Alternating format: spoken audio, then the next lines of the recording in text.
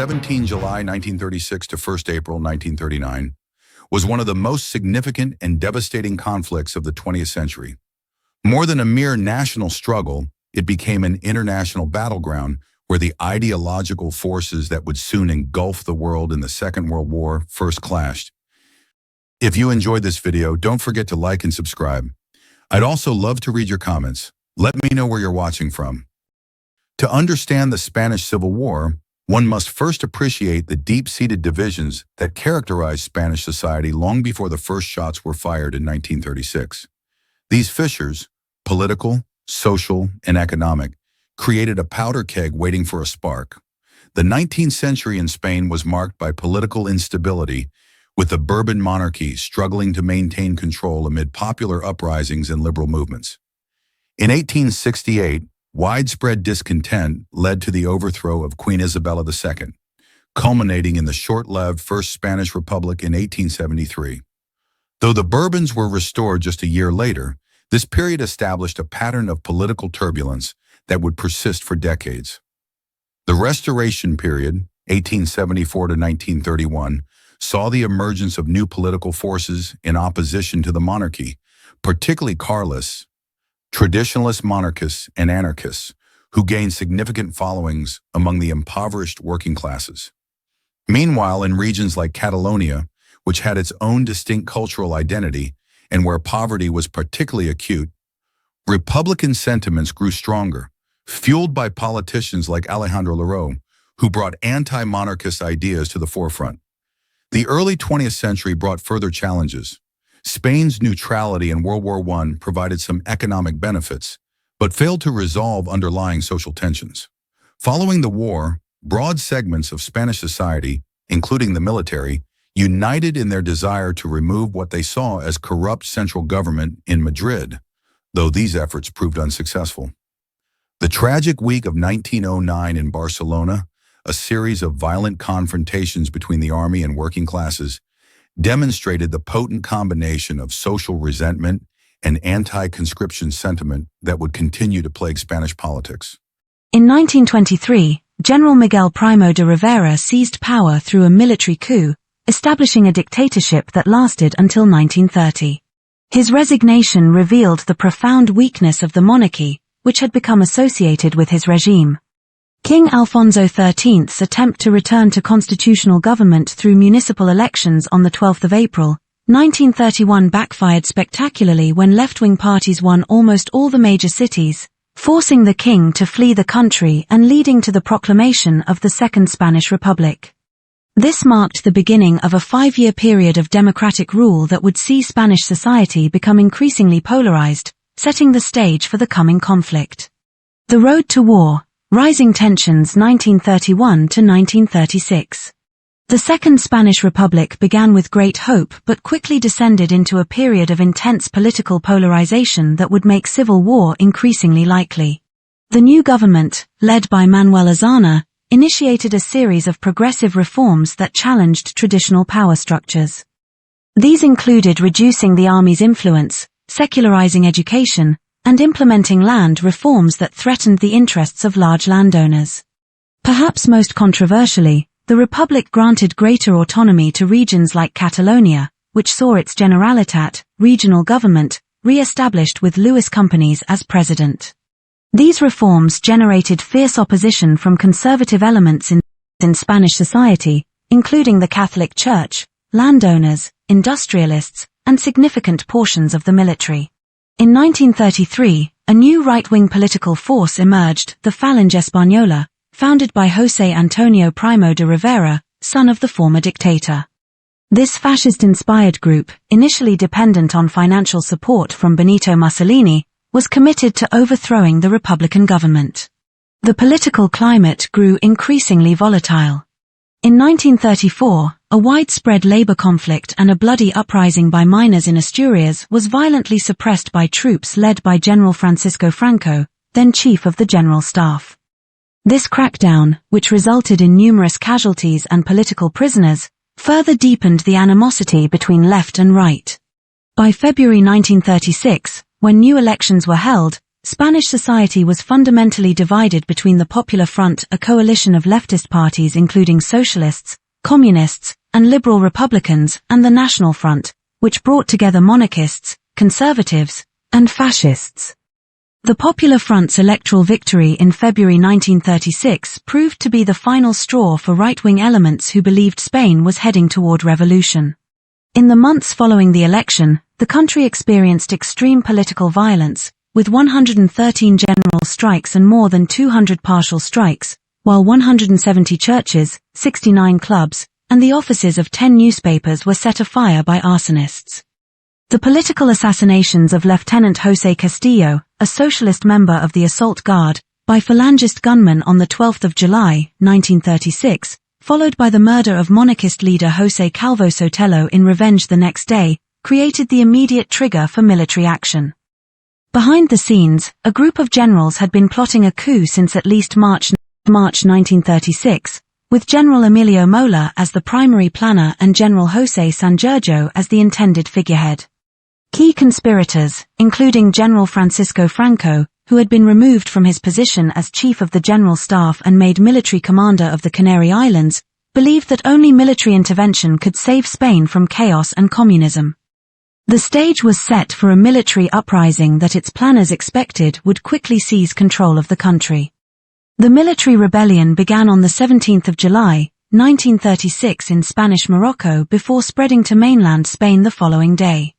What the plotters envisioned as a swift takeover instead met with fierce resistance, transforming their coup attempt into a protracted civil war that would last nearly 3 years and claim hundreds of thousands of lives. The following timeline charts the key developments of this devastating conflict. The military rebellion began as planned on the 17th of July, 1936 in Spanish Morocco, with Franco broadcasting a manifesto declaring the rebellion the following day. However, contrary to the plotters' expectations, the uprising failed in key cities including Madrid and Barcelona, while succeeding in Morocco, Galicia, Navarre, Old Castile, and Seville. This initial stalemate divided Spain geographically and politically. The Republican government under Prime Minister José Giral responded by dissolving the army and distributing arms to workers' organizations, effectively militarizing the populace. Two early events significantly shaped the subsequent conflict. The siege of the Alcázar in Toledo, the 21st of July, 27 September, saw nationalist forces holding out against Republican siege until relieved by Franco's troops. Franco's decision to divert forces to relieve the Alcázar rather than advance on Madrid had significant strategic implications but provided a powerful propaganda victory that he leveraged to build his reputation and consolidate power. Meanwhile, the death of the intended rebel figurehead, General Sanjurjo, in a plane crash on the 20th of July created a leadership vacuum that Franco would skillfully fill. Foreign intervention and the Battle for Madrid, October 1936 to February 1937. From the early stages, the Spanish Civil War took on an international dimension that would prove decisive. In August 1936, France and Britain proposed a non-intervention agreement, which was officially accepted by Germany, Italy, the Soviet Union, and others but was systematically violated by most parties. Nazi Germany and Fascist Italy provided crucial military support to the Nationalists, including aircraft, tanks, and troops. The Soviet Union, pursuing a Popular Front strategy against fascism, supplied equipment and advisors to the Republicans, while Mexico also offered support. The international brigades, composed of foreign volunteers organized by the Comintern, began arriving in October 1936, eventually numbering some 40,000 fighters from abroad. The Nationalists advanced on Madrid in November 1936, expecting an easy victory. Instead, they encountered fierce resistance from a combination of Republican forces, international brigades, and civilian militias. The defense of Madrid, organized by General José Mayaja after the government evacuated to Valencia, held firm despite brutal assaults. The failure to take the capital marked a critical turning point, transforming the conflict from a quick military campaign into a protracted war of attrition that would last nearly 3 more years. Northern campaigns and Republican divisions, March 1937 to December 1938. Unable to capture Madrid, Franco shifted strategy to conquering Republican-held territories in the north. The Basque Country and Asturias contained vital industrial resources and were more isolated from the main Republican centers. The bombing of Guernica on the 26th of April, 1937 by the German Condor Legion became one of the war's most infamous events, demonstrating the effectiveness of terror bombing against civilian populations and inspiring Pablo Picasso's masterpiece of the same name. By October 1937, the Nationalists had completed their conquest of the northern coast, gaining important industrial resources and eliminating a significant Republican stronghold. Meanwhile, the Republican side was plagued by internal divisions between communists, socialists, anarchists, and other factions. These tensions erupted into open street fighting in Barcelona in May 1937, weakening the Republican war effort. The Republican government, led initially by socialist Francisco Largo Caballero and later by Juan Negrin, struggled to maintain unity between revolutionaries who saw the war as an opportunity for social transformation and moderates who prioritized military victory. The final phase, Republican collapse and nationalist victory, December 1938 to April 1939. The war's decisive turning point came in 1938. In April, nationalist forces reached the Mediterranean at Vinaròs, splitting the Republican territory in two. The Battle of the Ebro, July-November 1938, saw the Republicans launch their last major offensive in a desperate attempt to reconnect their territories. The costly defeat broke the back of the Republican army, with surviving forces retreating across the Ebro River in November. In December 1938, nationalist forces launched their final offensive against Catalonia. Barcelona fell on the 26th of January, 1939, leading to a massive exodus of Republican soldiers and civilians to France.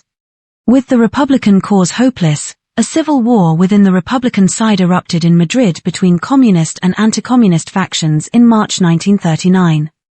Colonel Segismundo Casado led a military coup against the Republican government, hoping to negotiate peace with Franco, but the nationalist leader demanded unconditional surrender. On the 28th of March, 1939, nationalist troops entered Madrid unopposed, and on the 1st of April, Franco declared victory, ending the war after 2 years and 254 days of fighting. The international dimension, a proxy war. The Spanish Civil War quickly transcended national borders to become an international ideological battleground.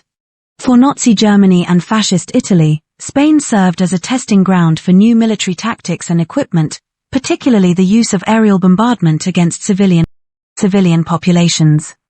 The German Condor Legion and the Italian Corpo di Truppe Volontari, CTV, provided not only material but significant troop support to the nationalists, with Italy sending an entire expeditionary force.